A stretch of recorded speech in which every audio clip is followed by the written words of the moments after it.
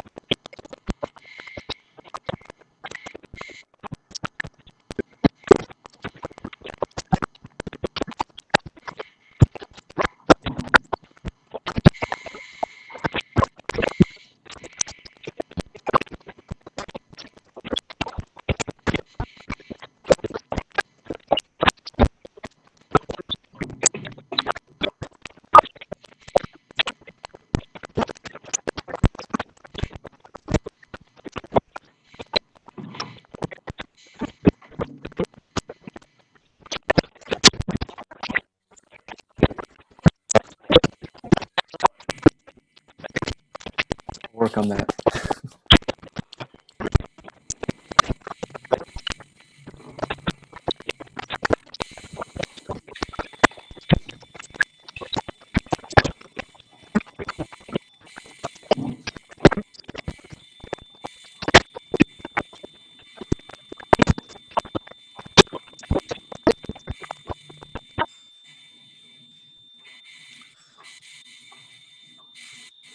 Hey, Eric.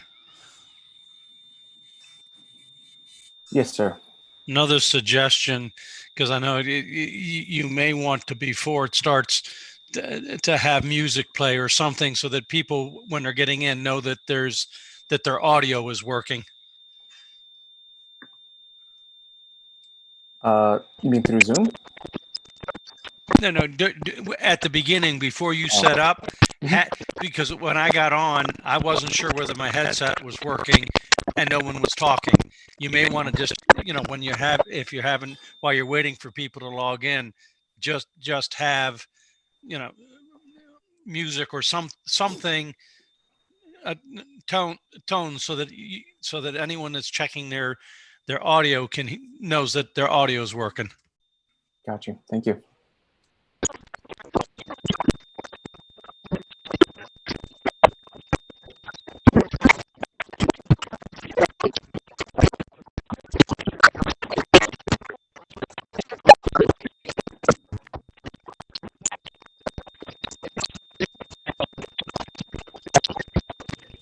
This is Jeff. Can anyone hear me? We can hear you, Jeff. I hear you, Jeff. Thank you. I was kicked out from my phone login in the moment before the meeting start. When I tried to log in or sign in again using phone option, it gave me an error. So I think some of us might be experiencing the same.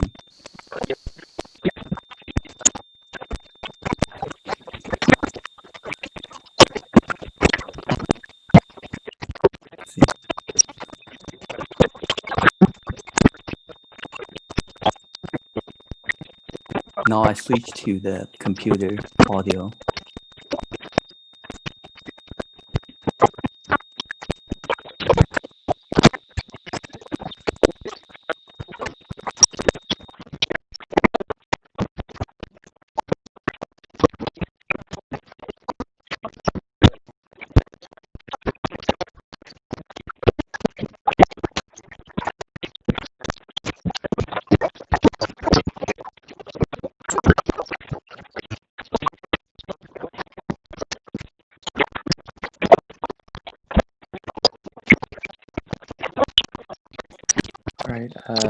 David Lucas, you want to go ahead and kick that off again? Thank you.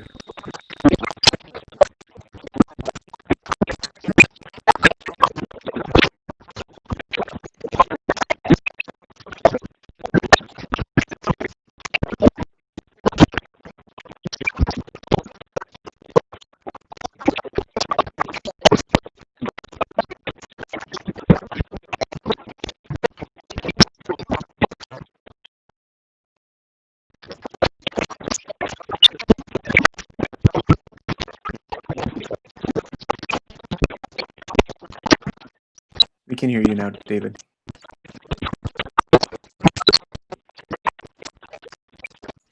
Yes.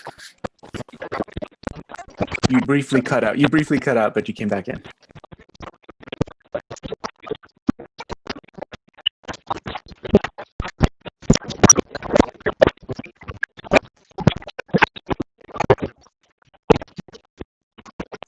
Here.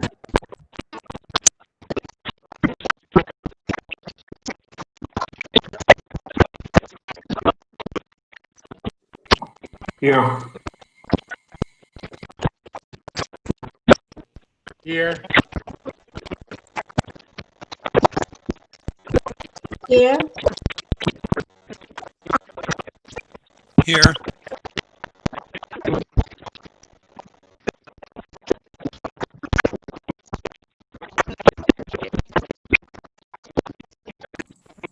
Here.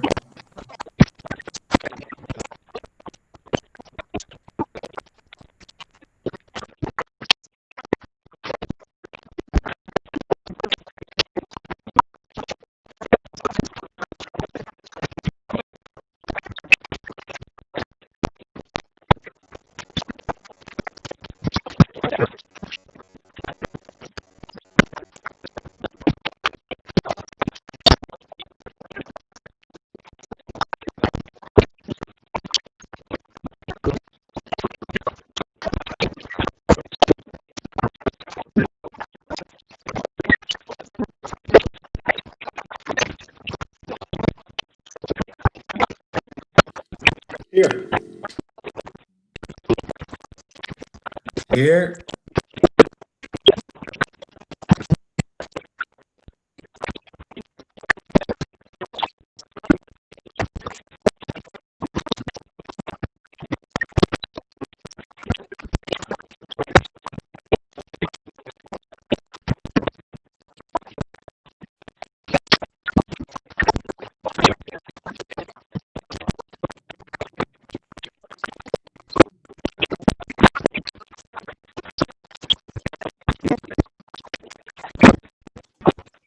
I am here. Present.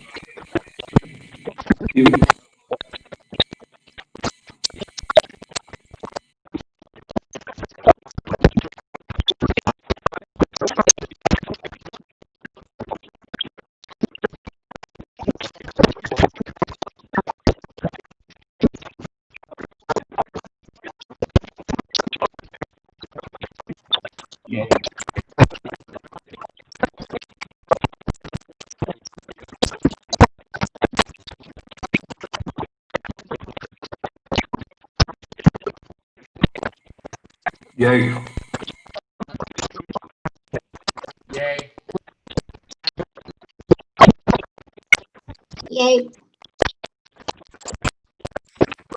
Yay.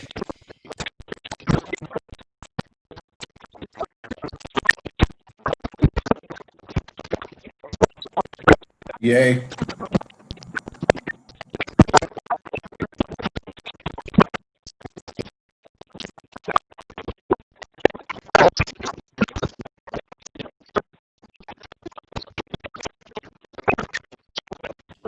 Yay. Yep.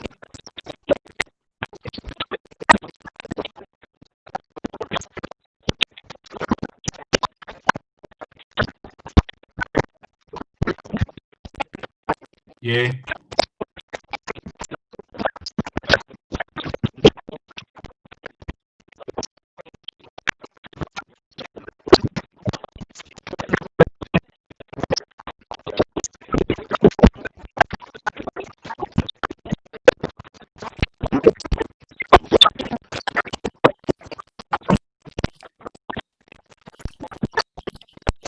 Good morning, Mr. Chair and committee members. The first item on my report is an update on the important federal initiatives.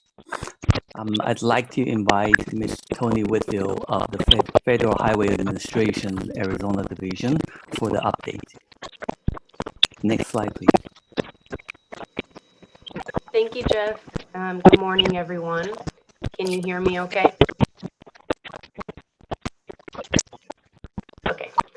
So the first item I would like to provide an update on is the USDOT published draft broad agency announcement for the Complete Trip ITS4US Deployment Initiative.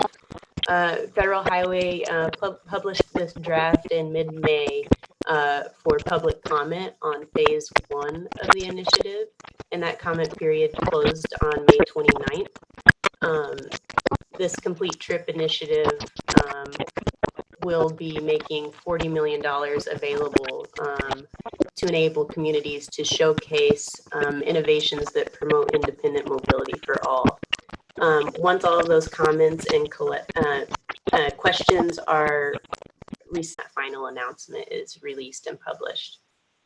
Next slide, please.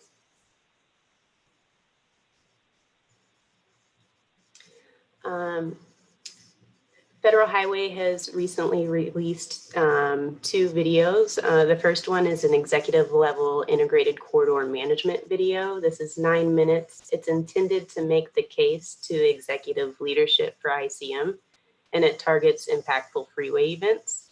What's special about this video is our very own James Mitten from Arizona DOT is featured in the video, along with Sandag and Federal Highway staff. The second video is Does Travel Time Reliability Matter? It's a little shorter. It's a 3-minute animated video, and it builds on a previously published primer. And this video just demonstrates the importance of having a reliable transportation system. So I encourage you to use those and share those as you need. Next slide, please.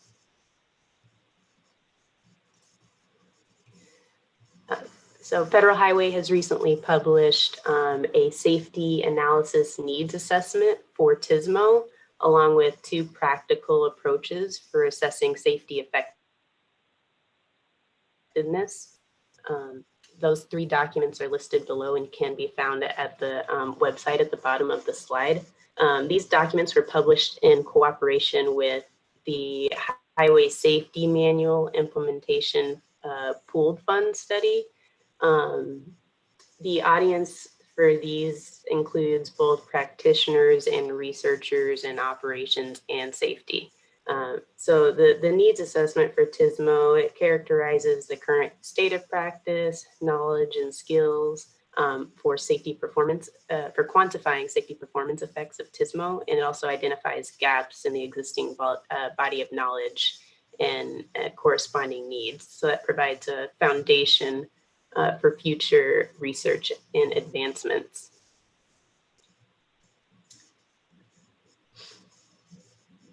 And I believe that is all for my update.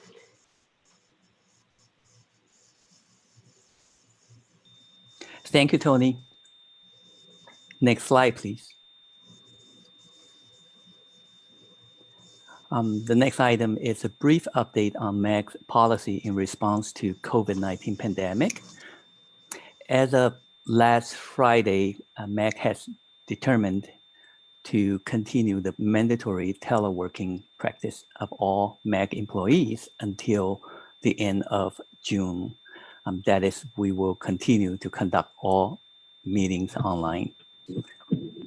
As you know, recently, MAG has migrated to the virtual meeting platform from Adobe Connect to Zoom. There are a few things that I would like to share regarding the use of Zoom for the committee meeting. First, we only send the Zoom meeting link or invite to the committee members or their proxies. In terms of meeting participation, only one member of each agency, that is either the committee member or the proxy, is expected to join the Zoom meeting. For additional staff from the jurisdictions and the general public, they are directed to the designated YouTube channel to view the meeting in real time or near real time, as I was told. And here we are in our first Zoom ITS committee meeting. I would like to pause here to see if there's any question regarding this new platform or any suggestion.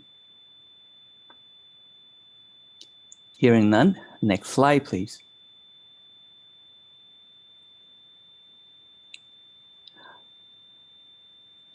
I would like to provide a quick recap on a working group meeting held on May 28th, that is last Thursday. It was intended to review and solicit feedback on the last SM&O tip call for projects. I'd like to thank many of the ITS committee members who spent a solid 2 hours with us to share your comments. This meeting was important in that it is the first step of our efforts to plan for the next SM&O tip call for project that is expected to take place in spring 2021. The working group discussion were organized to review the decisions involved in 3 major areas that make up the call for project process. The 3 areas are programming rules, application form, and project evaluation. There was a lot of good feedback that we got from the committee members, and here are a few highlights. In terms of programming rule, there was some great discussions regarding the cap per project, for instance, the incentive for multi-agency projects, and some really inspiring discussion on how we currently define our priority buckets. An example being what constitute a ICM corridor within 2 miles, and how would some of these major regional corridors such as Bell Road and other, should they also be also considered as part of a integrated corridor management. There were great questions regarding how we define the regional priority arterial. There is a top 100 ranked segments, but should it do for another update, given that it's been 2 years. In terms of application form, we went through each tab in the current application form and reviewed all the qualitative and quantitative information regarding their intended use and challenges in the measurement. A good example is how to provide average daily traffic, ADT, for different type of ITS project, from say a linear corridor to scattered locations, or to something that has a regional impact, such as REST upgrade. In this case, the need for more guidance was suggested.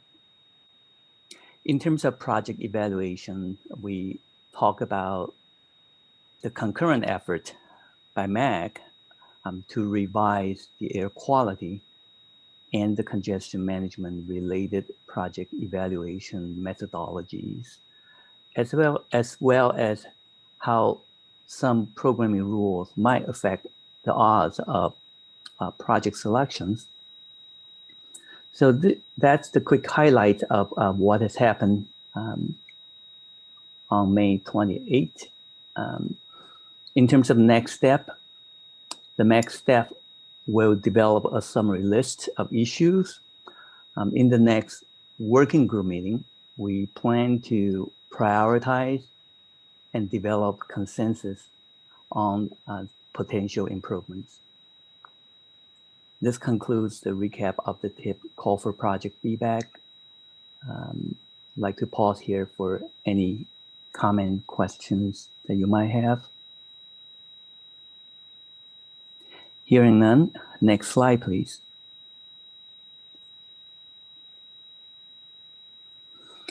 Due to COVID-19, there were a lot of changes to the professional annual meetings in and around the country. We thought it would be beneficial to provide an update here. First, this year's Roads and Streets has been rescheduled to September 23rd through 25th, again in Tucson, and it's important to note that it is still going to be an in-person conference. Another big news is that the ITS World Congress, originally planned for October 4 through 8 at Los Angeles, has gone viral. No, has gone virtual. Also gone virtual is the ITE Western and Mountain District joint annual meeting from June 28th to July 1st. We also saw announcements from ITS Arizona that this year's annual conference will be virtual and tentatively in late this year. I felt these virtual conferences, especially the regional and national ones, are all reasonably priced when compared to the typical cost of a in-person conference that involves travel. Here, I'd like to invite our chair, David Lucas, to chime in here because he is closely involved with some of the local ITS and ITE conference planning efforts. David? Thank you, Jeff. No, I just wanted to reiterate the point that you made that for example, the IT Western and Mountain Districts joint annual meeting, the registration fee is going to be $50. It's going to be a 3-day conference, virtual, but there's going to be a lot of great material. So $50 is a great deal if you are able to attend. I know a lot of agency training budgets have been slashed or cut completely, but if you're able to attend, $50 is a great deal. Similarly, the IT International Conference was not in the list here, but that one is also moving virtually.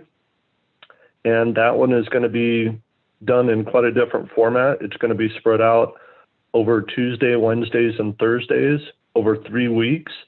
And it's going to be limited in hours per day, trying to make sure that people can attend while they're also doing their regular work. And that registration fee is $199 for that entire conference. So there's some good options out there. The ITS Arizona conference will be held in the fall, and that registration fee is still being determined. But all of these are being done to still provide value, provide training opportunities, a way to keep on top of what's happening at minimal cost, recognizing the cost constraints and things that everyone's going through. So I definitely suggest that you try to participate and take part in these events if you're able to. Jeff, back to you. Great. This concludes my program manager's report. Thank you, Jeff. We'll give one final opportunity if anybody wanted to make any comments on the items covered in the program manager's report. Please either raise your hand or make a comment. All right, seeing none, we'll move on to item 4 in the agenda, McDOT Arterial Traffic Data Integration. As some of you know, McDOT has deployed smart traffic sensors across the county to detect the presence of traffic and assist traffic signal operations. Tomas Guerra with Oz Engineering will be presenting on the technology, the available data, and the deployment of a system to archive the data and provide an interface to the intended users. Tomas?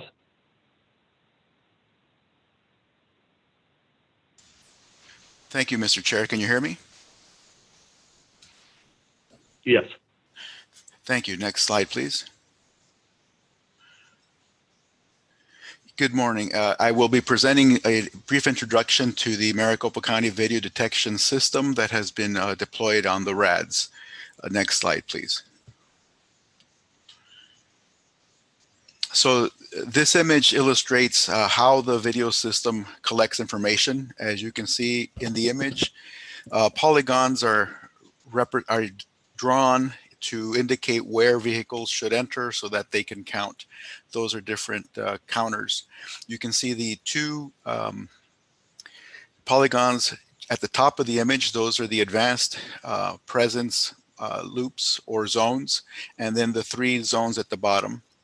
This is an example of E.J. Robson. The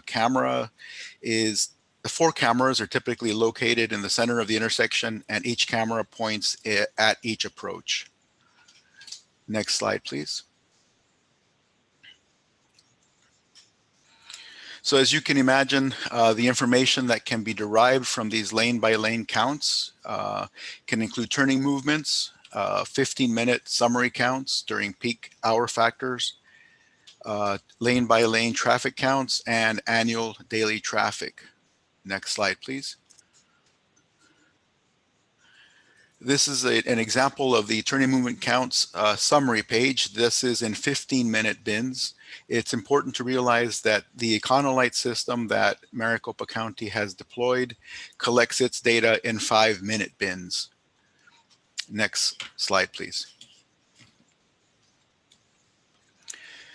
This is a high-level visualization of how the data is collected. Out in the field are the cameras. They connect to the traffic signal controllers, which control the signals themselves. The vision-based detectors are virtual and logical representations of those zones. They have an API that the RADS connects to and retrieves every 15 minutes. The data is archived in the RADS system. Hit the arrow, please. Phase 1 was completed in April of 2019, so we've been gathering information for a little bit over a year. McDOT has been adding more and more intersections to this over that course of time. The next phase of the project will be to develop some of the visualization and reporting elements. Next slide, please. And down arrow, please. At the very beginning of the project, it was important to try to establish some zone naming conventions because it is these names that are used to aggregate and summarize the information. You can see here the convention was on the far right. For example, it says westbound advanced lane number 1, westbound advanced lane number 2. And then up at the intersection itself, it is called westbound lane 1, westbound lane 2, and westbound left turn lane 3. So the idea was to try to establish a convention that we could then use to try to aggregate in a meaningful way. The things we've learned along the way is that, of course, any convention has violators, and you have different people entering different things, and so not everything is perfect. Sometimes the space will slip in between things, but it's just pointing out that trying to establish a convention is important, and hopefully people will follow it. Next slide, please. On the left is the current list of 27 intersections out of the 115 intersections that Maricopa County monitors and manages. In the middle of the screen is a sample of what data is available from the field device. As I mentioned, each bin is a 5-minute aggregation. You have one aggregation per camera or per approach. And you can see the zone name as one of the columns that's provided. Hit the down arrow, please. The volume column, let's look at this example, westbound left turn lane number 3. So the volume column says that in that 5-minute interval, there were 4 vehicles that were counted. One of them was a through, 3 of them was a left turn count. Okay, so 3 + 1 = 4, which if the naming convention was followed, this is a left turn lane. Okay, so it's important to understand the limitations of the technology. In this example, it might have been, actually I have another example on the next slide. Next slide, please. So you can see that the data coming in is a representation of the through, the left turns. The technology also allows one to count bicycles as well as vehicles. We did an analysis of Olive Avenue and 103rd Avenue to try to determine the reasonable accuracy of the data coming in. And one of the worst cases, down arrow please, was this one down here that we were just looking at on the prior slide, where 13, this is a left turn lane seemingly, and yet 13% of the count was in the through count direction. Okay, whereas if you look at the right count, we did receive 0.4% of the values. Okay, so nothing is perfect, but you have to understand the limitations.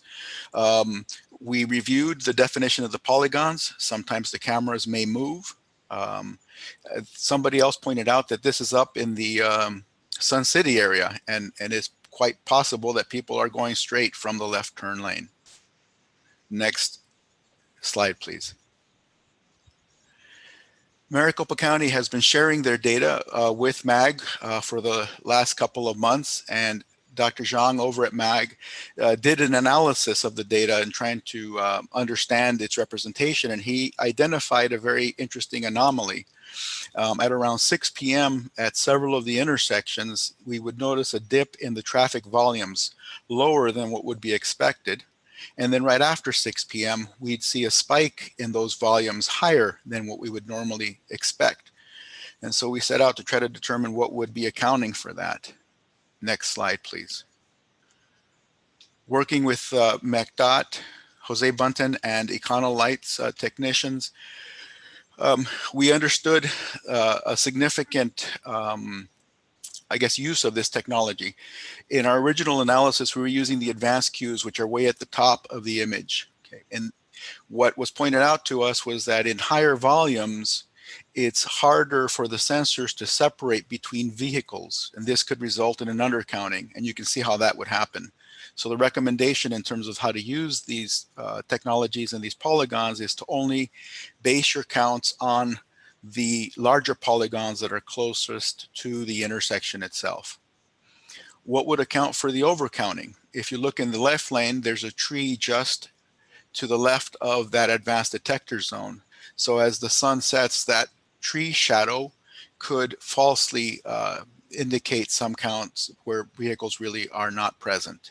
So once again, the lesson here is just to understand the technology, its limitations, and its applicable use.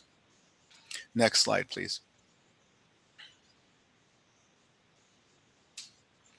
In early March, McDOT did an analysis using the data for COVID-19, and the 3 lines that are shown in the graph represent the orange line. The topmost line is the PM vehicles per hour.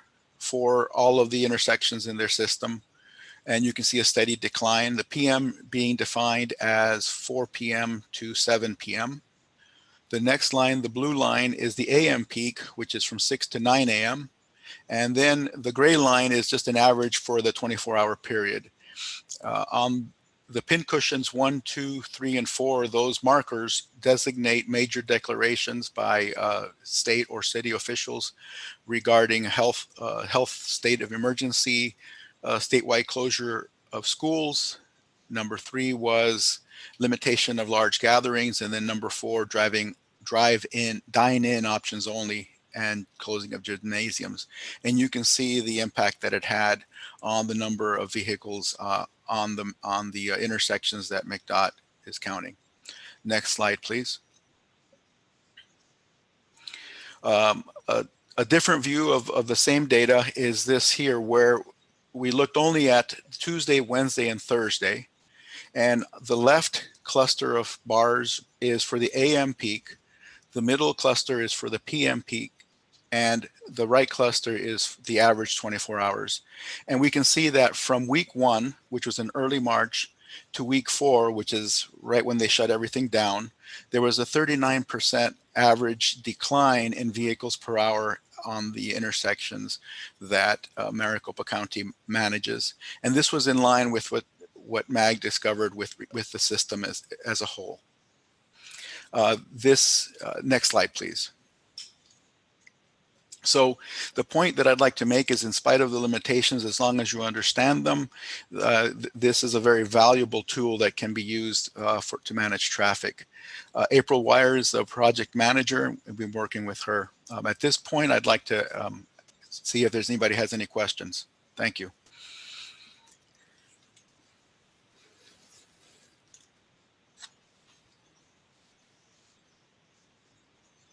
Thank you, Tomas. Are there any questions? I'm not seeing anything in the chat. You could raise your hand also if you would like to make a comment. This is Jeff. Just want to point out that Maricopa County has graciously agreed to share these data with the MAG's data program, currently using a manual dump periodically. And further down in the presentation, we will talk about some potential approach to automate that process. Thank you. Tomas, this is Hong. I just have a quick question. I'm curious, is the camera has a radar detector also? Because I saw the data include the speed data also, but it doesn't look very accurate though. Correct. That's a great observation. Yes, the data they provide includes a speed and it includes an occupancy, and I really question the potential accuracy of that because it's not radar; it's strictly visual. Okay, thank you. Mm-hmm. Are there any other questions? All right. Thank you very much, Tomas. Thank you. With that, we'll move on to item 5 on the agenda. ADOT is currently developing a statewide traffic data collection program. And through this effort, they're seeking to understand local agency traffic counting programs and the potential use of traffic information from local ITS sensors. Jonathan Samuelson with Works Consulting will be presenting this item. Jonathan? Thank you, Mr. Chair. Can everyone hear me okay? Yes. Excellent. So I think Eric will be pulling up my slides here. This is a project that we're just starting for Arizona Department of Transportation. We've just started it this past month, and we expect to be working on it through to the end of this year. It's a comprehensive statewide effort to develop a coordinated traffic data collection program, primarily in addressing HPMS reporting needs. Next slide, please. So before I get into a couple of the specifics that relate to the ITS committee here in the MAG region, I just wanted to do a very high level overview of the project as a whole. For HPMS reporting, the kind of envelope of what's included, it's essentially all roads, and there's a lot of different nuances on what specifically is collected for which roads. But you know, there's a state system that ADOT manages and has, you know, been doing so in a very consistent way. And then there's a local system, and the local system, there's a good bit of inconsistency between different agencies. And so this effort is an opportunity to try to address that and look for ways for ADOT to better coordinate with local agencies and to improve traffic data reporting and sharing. Next slide. When we talk about traffic counting methods and technologies, one of the greatest opportunities is video detection with these intersection sensors that we've just heard a little bit about from Tomas in Maricopa County. There is a precedent for integrating and using intersection traffic counters for HPMS reporting and for other reasons. There is a precedent in other parts of Arizona and in other states certainly. And there's obviously a lot of these intersection sensors that can do a fairly good job at collecting reliable traffic counts. And next slide, actually. Next slide. So where this project specifically focuses with regard to this intersection traffic count volumes, as well as any other traffic counts, short-term or permanent counts, you know, the target or the objective is to get the data loaded onto this MS2 data module. If we were meeting in person, I would try to poll the group to kind of see who all is familiar with the magtrans.org site and these two different databases, the kind of a mid-block and approach count traffic counts and the intersection turning movement count modules. And I think most folks are familiar with this site and are aware that MAG and ADOT are compiling and using traffic counts regionally and statewide through these modules. But I think there's always some folks that are not aware of this. And this is these data modules, the magtrans.org is critical in facilitating data sharing. The HPMS traffic data processing and assembly steps all are effectively integrated with these modules. So I encourage you to familiarize yourselves with these if you're not already. Next slide. And this is my last slide, just summarizing some of the objectives of the project as a whole and this ITS related subtask. As a whole, the project focuses on a lot of different things in both with ADOT and with local agencies. But the target is addressing these traffic counting data gaps, specifically as it relates to HPMS. And by data gaps, we could mean several different things. But you know, our approach in doing so is to provide clear guidance on what the data need is for federal reporting through HPMS and for other reasons, and to provide some guidance on responsibilities at state, regional, and local levels, and how those pieces coordinate. Obviously, for this project to be successful and overall data collection efforts to be successful, it is critical that there's a cooperative approach with different levels of government, different agencies. There's a component of this project is collaborating on emerging technologies. I feel like this integration and use of traffic counts from intersection traffic signals, this is certainly not a new concept, but it is not widely practiced. That data is using that data for historical, in a historical traffic data archive, that component is, there's a lot of room for progress there. And so this is kind of the specific subtask that relates to this group, is we're conducting an intersection data integration auto polling pilot. And the target there is to take some select few intersection traffic camera sensors and to work through the steps in getting the data pushed to the ms2 magtrans.org online traffic count database, and to establish that as an automated process. This pilot effort it's very limited in scope. This is a statewide effort, and it's not clear the extent that this would or could be applied in the MAG region specifically.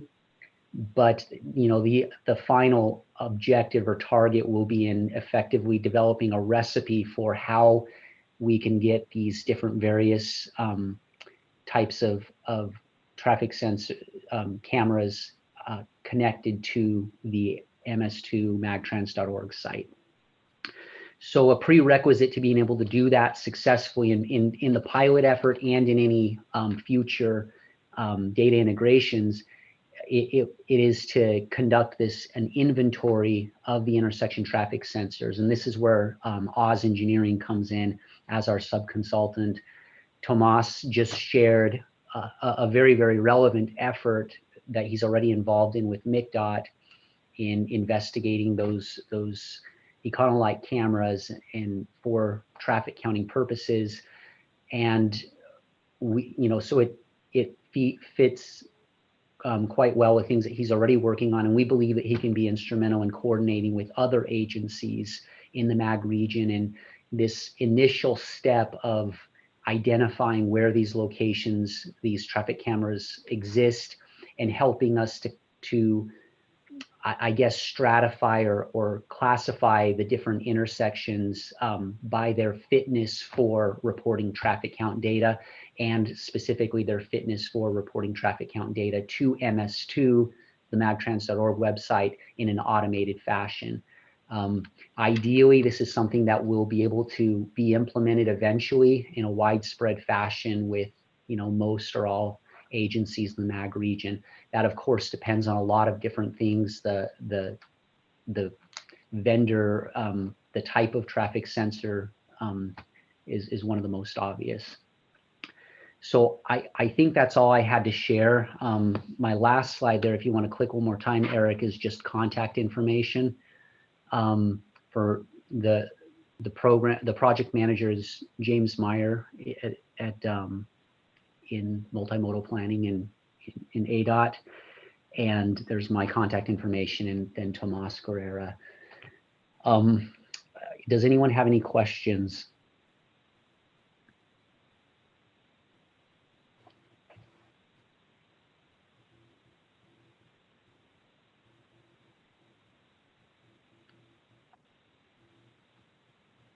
I'm not seeing any in the chat or any hands raised, so I think you summarized it very well, Jonathan. Thank you.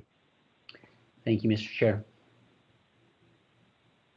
With that, we'll move on to item 6 on the agenda, regional arterial traffic data collection opportunities, keeping on today's theme. As we know, arterial traffic data are primarily collected through contracted data collection services, which imposes a significant cost, and as a result also provides limited opportunities to collect that data. With more sensors, as some of the systems we've talked about today being deployed, there are opportunities to coordinate a regional approach to collect, store, and disseminate this traffic data without reinventing the wheel. So Jeff Jenk will be presenting on this item. Thank you, Mr. Chair. Committee members, we just listened to presentations of 2 projects in our region concerning the collection of arterial traffic data. Like Mr. Chair said, keeping on today's theme, I would like to briefly discuss the rationale, opportunities, and potential approach for systematic collection of arterial traffic data in the MAC region. Next slide, please. And next slide, please. So why are we interested in collecting the arterial traffic data? I think the answer to this question is a no-brainer. Arterial traffic data is essential to all planning, design, and operations of our infrastructure, which is most significant for area like the MAC regions, where we have extremely robust mile grid arterial system that complement our freeway system.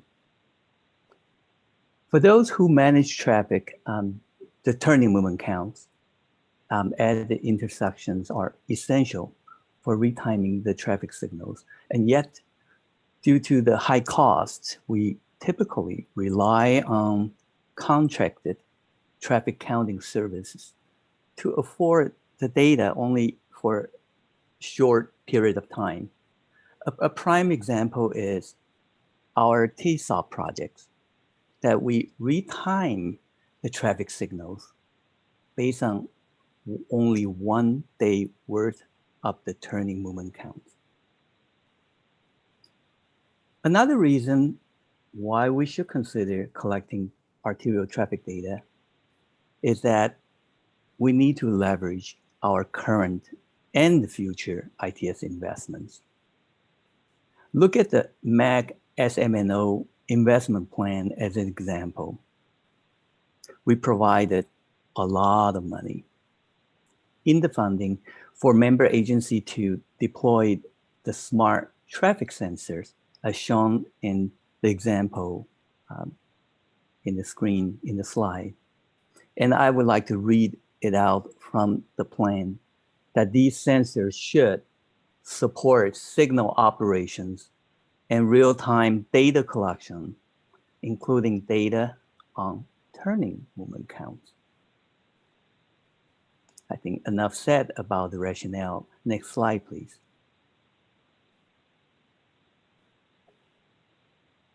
Let me spend a moment to clarify what arterial data are we talking about here.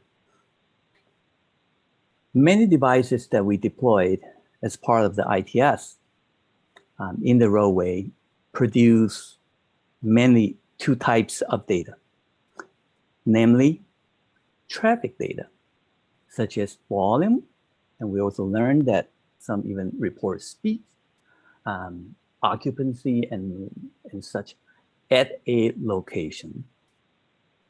For point-to-point, we have origin destinations in the form of percentage of trips. We have travel time based on a sample of the traffic, say, from those Bluetooth or Wi-Fi readers. The other type of data is mainly for the operations or control of the device, which is also important. For example, traffic signal status that we keep constantly monitoring from our central location. The timing data. This also include broadly the ATSPM, which is really the so-called controller events data that can be used to gauge the performance of traffic signal operations.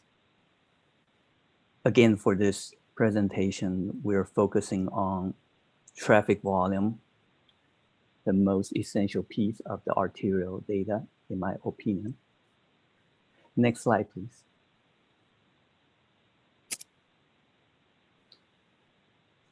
What makes the systematic data collection possible is the modern smart sensors. As you know, not too long ago, arterial traffic sensors were mostly used for detecting the presence of traffic to assist the traffic signal operation. For example, to skip the left turn arrow if there were no vehicles in the left turn bay. Since traffic volume has no direct use to the signal controller, it is not typically collected or archived, which would require separate additional efforts. Now entering the smart sensors. Just to enumerate the type of ITS smart sensors that have been deployed by our member agencies that claim to collect turning movement counts. Without mentioning the brand name, there are video-based. In this case, it is through the image of a visible light, the video, or it could be in the infrared spectrum, which is thermal detection. They'll work in a very similar way in terms of manipulating the pixels. They are radar-based, a narrow beam of radar that can correctly bounce back the objects by lane that achieve the detections and count. There are 360-degree fisheye cameras. And one would even argue that the good old conventional inductive loops, if you're willing to cut the pavement in every approach and landing. So all of them, according to the spec, are capable of collecting the traffic volume and or the turning movement counts. However, the main challenge is the different provisions by the vendors in terms of data types, formats, and method of collection, storage, and user access. Some devices might require additional integration efforts, such as those we just heard in the AZmag.gov presentation. The data were pulled periodically from the field device for central storage, and additional programming is needed in the case of AZmag.gov. That turning movement count needs to be assembled from 4 different cameras. Next slide, please. So to summarize our thought here, despite the differences in technology, data can be pulled by the individual TOC or TMCs and centrally stored and accessed. Now let's talk about how we could collect them regionally. Our region is uniquely blessed, as I always say, that we have the regional community network.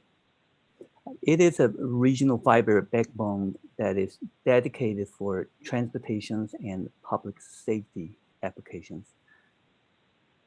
Currently connected to most of the TOC and TMC in the MAC region, the RCN is a logical candidate for regionally collecting the traffic data.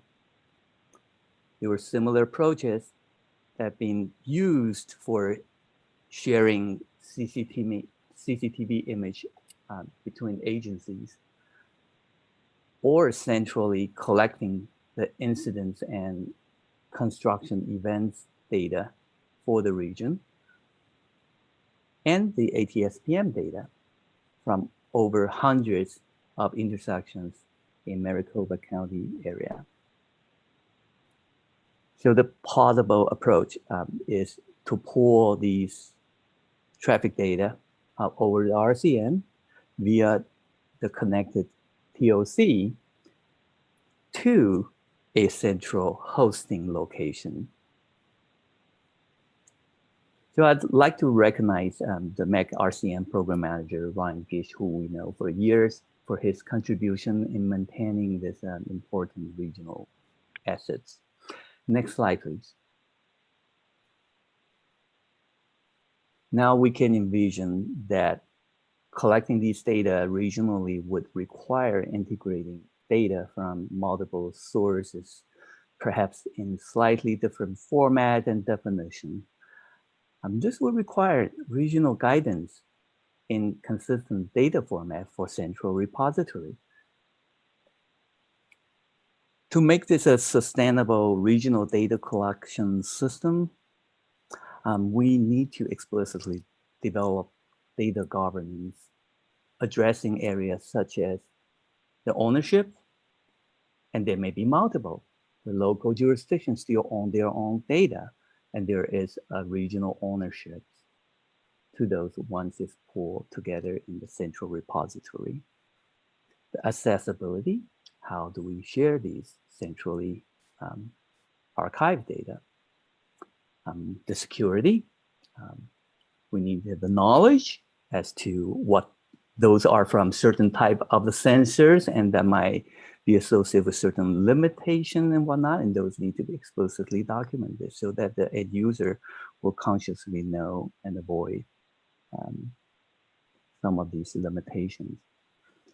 And the quality.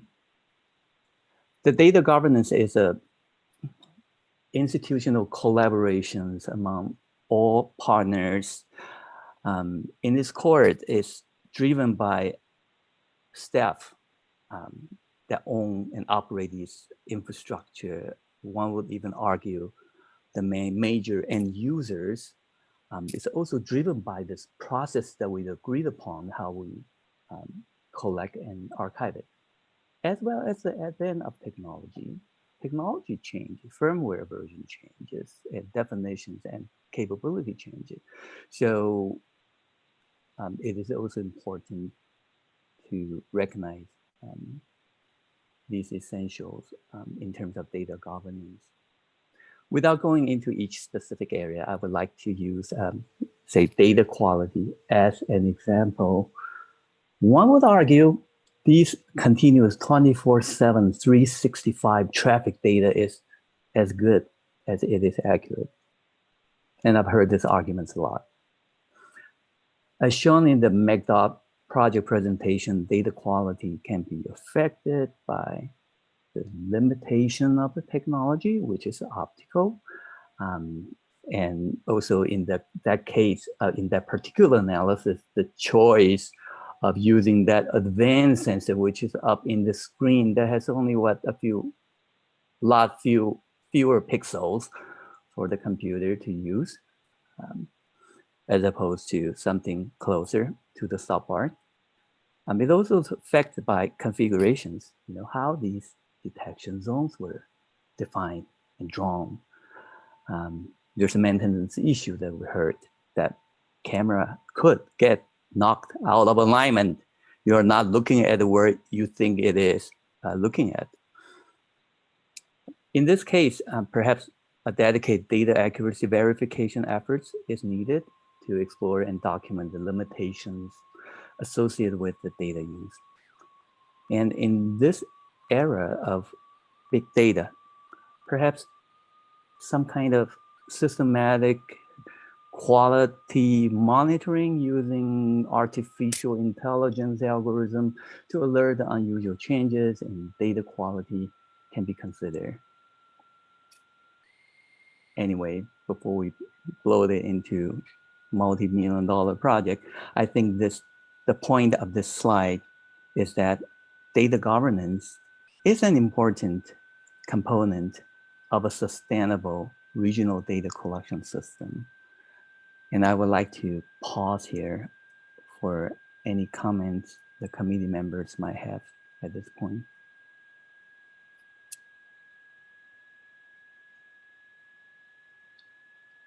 Hearing none, next slide, please. So where do we go from here?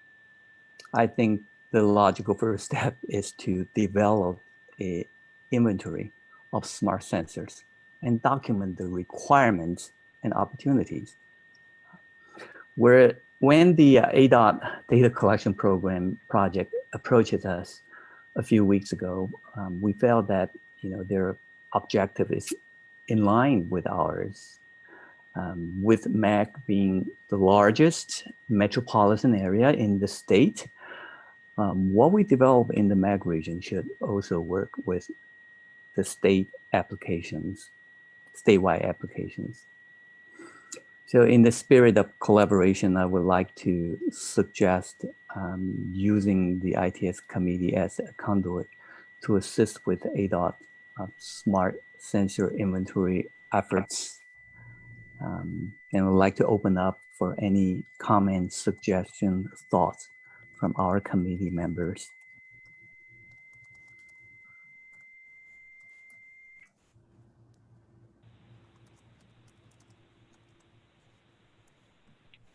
Jeff, this is David.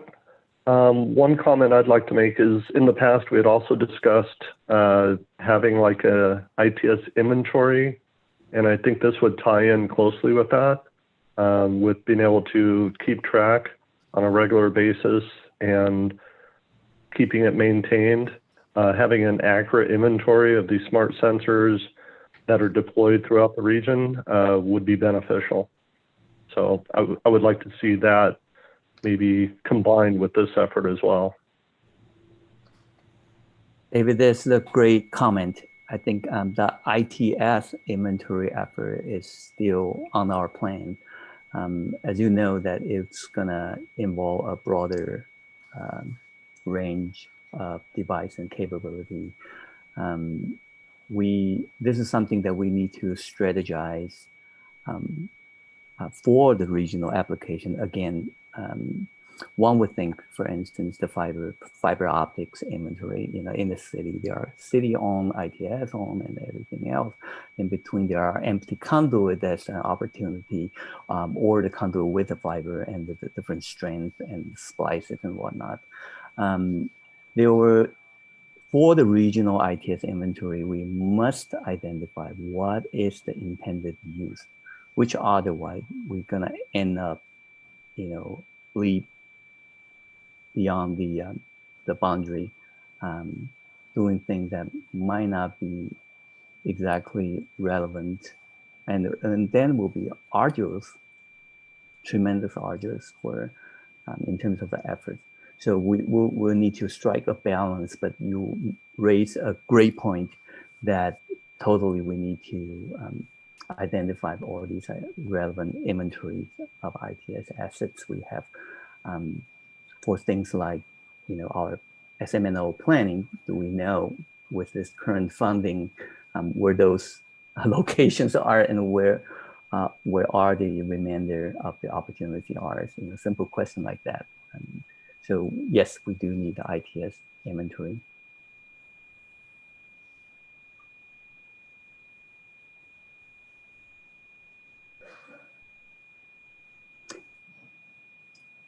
Hearing no comment, I think this concludes my presentation. Thank you. Thank you, Jeff. Yeah, one final opportunity. It looks like there are no comments coming through. So we'll move on to item 7 on the agenda. No public comments were received. So we can skip on through to item 8, request for future agenda items. If anybody has a topic or an issue of interest you would like to be considered for a future meeting, you can raise your hand now, type it into the chat, or email it to Jeff or Eric, and it will be considered. With that, we will move on to item 9, comments from the ITS committee members. So what I'll do is I will go around to each of you in turn and see if you have anything that you would like to report, and we'll go from there. Let's start with Luke.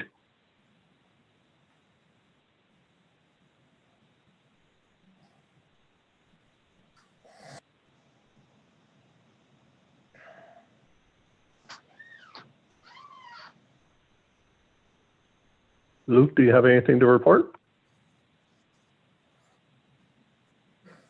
I'll take that as a no. We'll move on to Susan.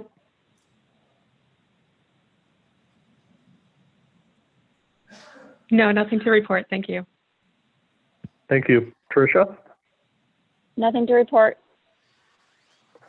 Steve Chait? Nothing to report. Albert, Nothing to report. Hong, Nothing to report. Bruce, Nothing to report. Yin Yang. Nothing to report. Nothing to report for Tempe. Steve McKenzie, Nothing to report. Scott, No report from Scott Nodes. thank you. Josh,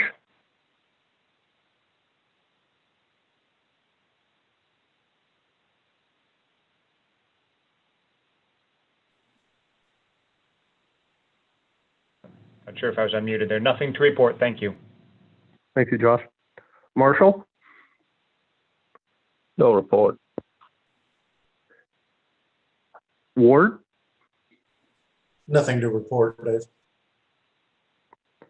Mike, Nothing to report. April, Nothing to report. Tessa. Nothing to report from El Mirage. All right, I believe that's everybody. With that, the next meeting of the ITS committee will be held at 10 a.m. on Wednesday, July 1st. It will again be held virtually via the Zoom platform, so keep an eye out for that invitation. And with that, it looks like we don't need a, well, why not? I would like a motion to adjourn the meeting. Please raise your hand. Albert, thank you. Do I have a second? Looks like Scott was second.